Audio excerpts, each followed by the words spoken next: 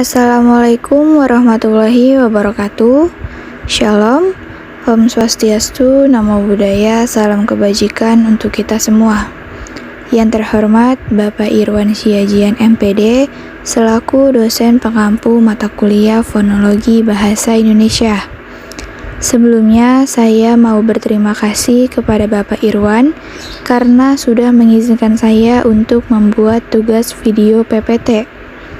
Sebelumnya, perkenalkan nama saya Safira Wardah Humayroh dari kelas R2D dengan NPM 2021215041 kelompok 6. Di sini saya akan menyampaikan materi mengenai dasar-dasar analisis fonem dan prosedur analisis fonem. Pengertian fonologi menurut Abdul Chair tahun 2003 halaman 102. Secara etimologi, istilah fonologi ini dibentuk dari kata fon yang bermakna bunyi dan logi yang berarti ilmu. Jadi, secara sederhana dapat dikatakan bahwa fonologi merupakan ilmu yang mempelajari bunyi-bunyi bahasa pada umumnya.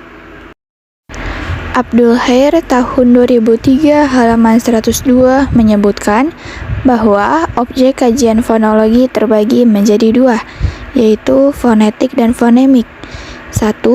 Fonetik secara umum dijelaskan sebagai cabang studi fonologi yang membahas bunyi bahasa tanpa memperhatikan jika bunyi-bunyi tersebut memiliki fungsi pembeda makna atau bukan. 2.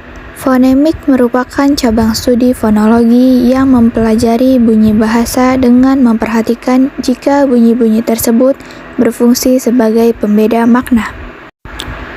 Definisi fonem menurut Mansur Muslich tahun 2008 halaman 77. Fon dalam satuan bahasa yang berfungsi membedakan makna disebut fonem. Fonem adalah kesatuan bunyi terkecil suatu bahasa yang berfungsi membedakan makna.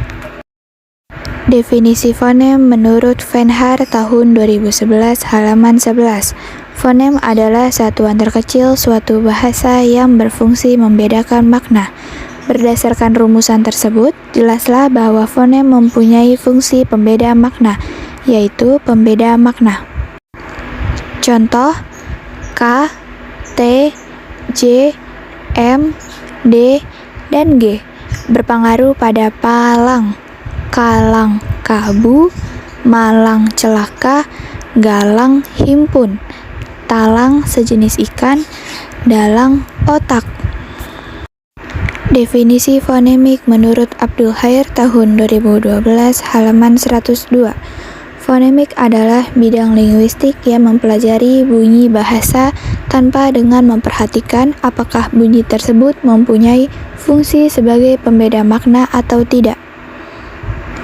Dasar-dasar analisis fonem menurut Mansur Muslich tahun 2008 halaman 79. Dasar-dasar analisis fonem adalah pokok-pokok pikiran yang dipakai sebagai pegangan untuk menganalisis fonem-fonem suatu bahasa. Pokok-pokok pikiran tentang bunyi berbentuk pernyataan-pernyataan yang lumrah atau maklum sehingga tidak perlu dipersoalkan lagi. Maka pokok-pokok pikiran tersebut bisa dibilang premis-premis. Bunyi-bunyi yang ada dalam bahasa tersebut dipetakan berdasarkan fitur-fitur fonetisnya ke dalam suatu bagan sehingga diperoleh bagan konsonan, bagan vokal, dan bagan diftong. Biasanya analisis fonem dilakukan dengan mencari pasangan minimal, yaitu dua kata yang mirip dan beda hanya dalam satu bunyi. Menurut Ari Setiadi tahun 2018 halaman 28, pasangan minimal adalah kemampuan pengubahan bentuk dan beda atau kontras makna kata akibat adanya penggantian satu atau lebih fonem dalam struktur internal pada pasangan kata. Dasar-dasar analisis fonem yang pertama, sifat fungsional pasangan minimal fonem. Menurut Ari Setiadi tahun 2018 halaman 28, mengingat pasangan minimal sebagai alat yang bersifat fungsional, maka di satu sisi tidak berlebihan jika keberadaannya harus ditempatkan sebagai dasar atau awal pembelajaran fonologi bahasa Indonesia. Contohnya pada kata A dan U, ada, adu, dada, dadu. Kata AI dan I, pantai, panti, tapai, tapi. Kata S dan T, sari, tari, saru, satu. 2. Kepastian ucapan dan simbol fonem. Menurut Ari Setiadi tahun 2018 halaman 28, kepastian ucapan dan simbol fonem merupakan satu kesatuan yang melekat atau tidak dapat dipisahkan. Contohnya ada enak, anak, pare, paru, kakek, kakak, kaleng, kalung, serang, sarang, teman, taman. 3. Kepastian macam dan jumlah fonem. Menurut Ari Setiadi tahun 2018 halaman 53, kepastian fonem dalam bahasa Indonesia mencakup fonem vokal, fonem diftong, dan fonem konsonan. Adapun jumlah fonem vokal ada 7, mencakup A, E, I, O, dan U.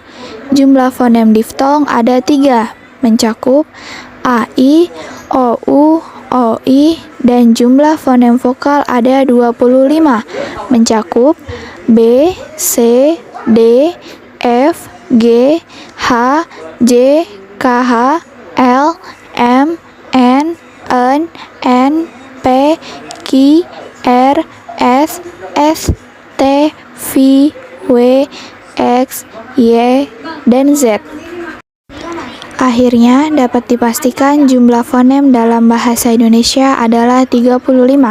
Ke-35 fonem yang ada ternyata masing-masing merupakan fonem tersendiri, sehingga secara pasti bersifat fonemis, sebab masing-masing fonem yang ada dapat dibuatkan pasangan minimalnya.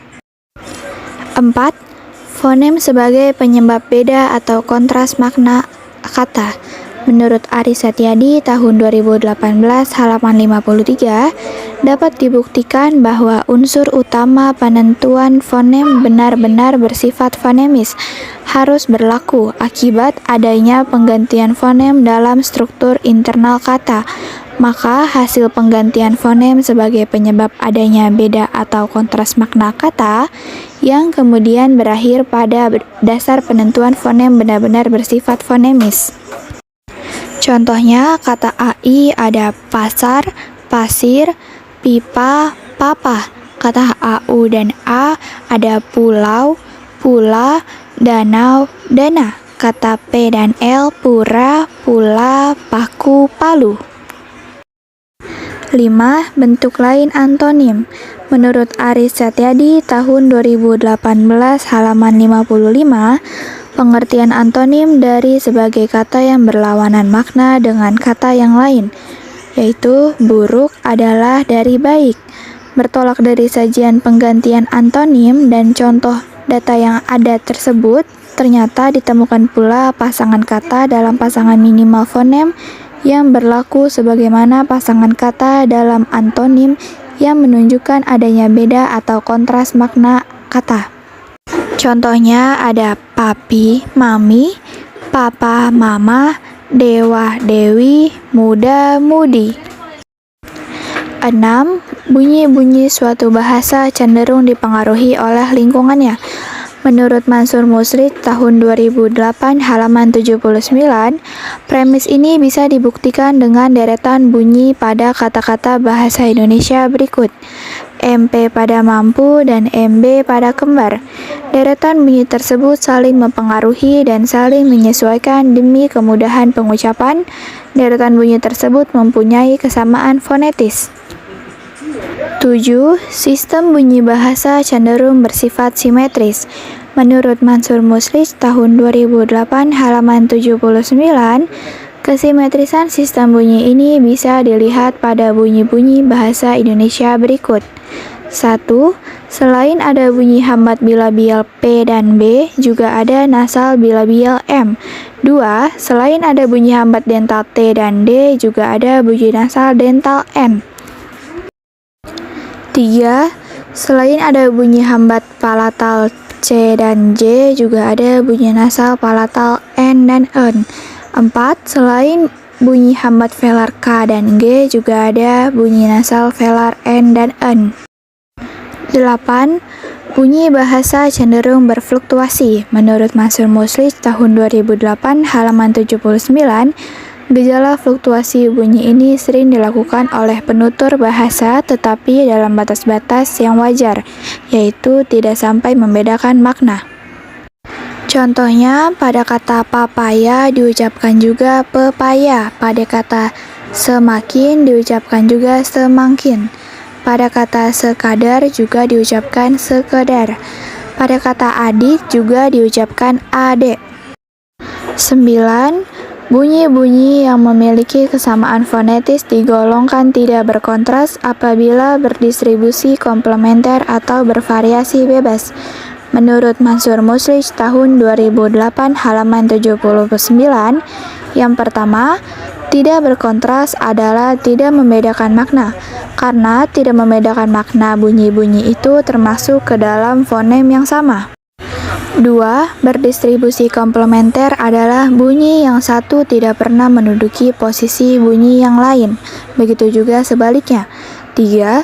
Bervariasi bebas adalah bunyi-bunyi yang mempunyai kesamaan fonetis itu bisa dibilang menduduki posisi lain, tetapi tidak sampai membedakan makna. 10. Bunyi-bunyi yang memiliki kesamaan fonetis digolongkan ke dalam fonem yang berbeda apabila berkontras dalam lingkungan yang sama atau mirip. Menurut Mansur Muslich tahun 2008 halaman 79.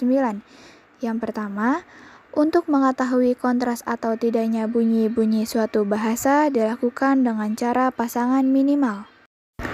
2.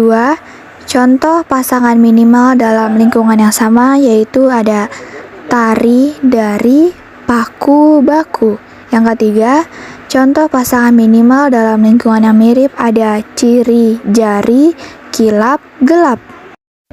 Terdapat beberapa tahapan dalam menganalisis fonem menurut Mansur Muslich tahun 2008 halaman 84 sampai dengan 91, yaitu 1. Mencatat korpus data setepat mungkin dalam transkripsi fonetis. 2. Mencatat bunyi yang ada dalam korpus data ke dalam peta bunyi. 3. Memasangkan bunyi-bunyi yang dicurigai karena mempunyai kesamaan fonetis. 4. Mencatat bunyi-bunyi selebihnya karena tidak mempunyai kesamaan fonetis. 5. Mencatat bunyi-bunyi yang terdistribusi komplementer. 6. Mencatat bunyi-bunyi yang bervariasi bebas. 7. Mencatat bunyi-bunyi yang berkontras dalam lingkungan yang sama atau identis. 8. Mencatat bunyi-bunyi yang kontras dalam lingkungan yang mirip atau analogis. 9. Mencatat bunyi-bunyi yang berubah karena lingkungannya. 10. Mencatat bunyi-bunyi dalam inventori fonetis dan fonemis condong menyebar secara simetris. 11. Mencatat bunyi-bunyi yang berfluktuasi. 12. Mencatat bunyi-bunyi selebihnya sebagai fonem tersendiri. 1. Mencatat korpus data setepat mungkin dalam transkripsi fonetis. Menurut Mansur Muslich tahun 2008 halaman 84 sampai dengan 91, korpus data ini bisa dari ucapan kata-kata terpisah dari penutur asli, bahasa yang diteliti, percakapan sehari-hari, cerita-cerita pribadi.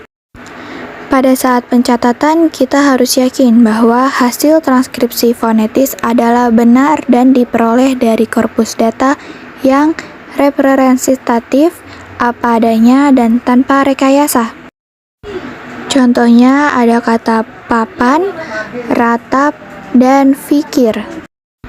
2. Mencatat bunyi yang ada dalam korpus data ke dalam peta bunyi. Menurut Mansur Muslich tahun 2008 halaman 84 sampai dengan 91, yang pertama ada bunyi vokoid.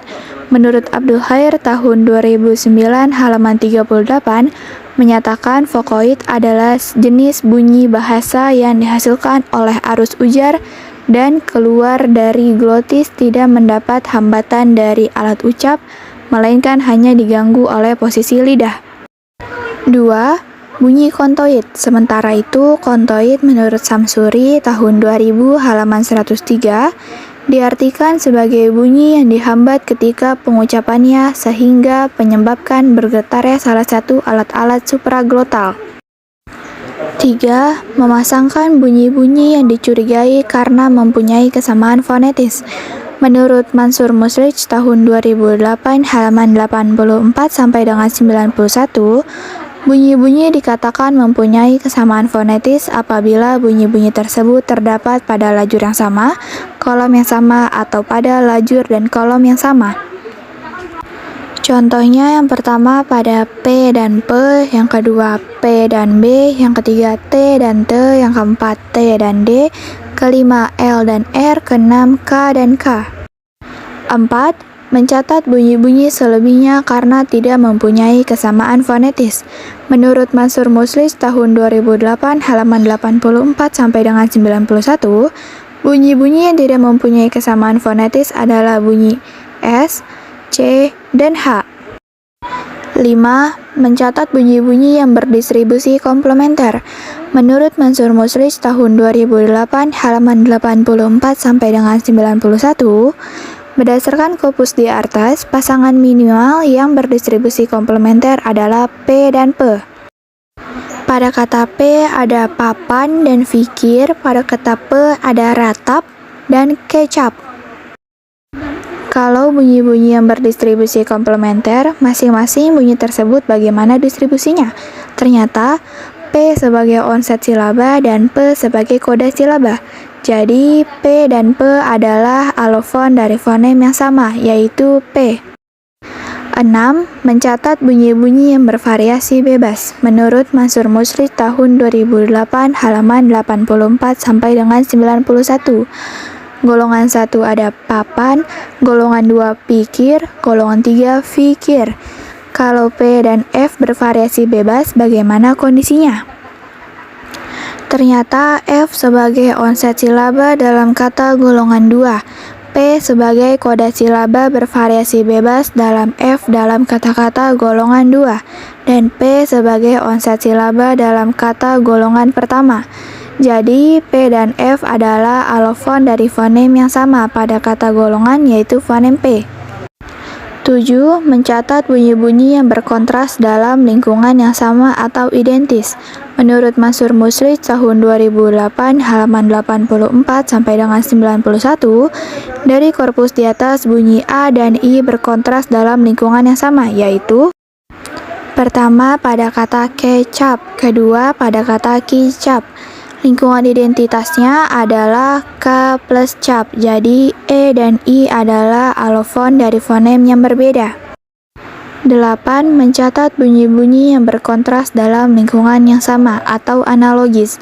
Menurut Mansur Muslich tahun 2008 halaman 84 sampai dengan 91, berdasarkan korpus di atas, bunyi A dan E berkontras dalam lingkungan yang mirip, yaitu yang pertama ada kata pasar dan kedua kata besar.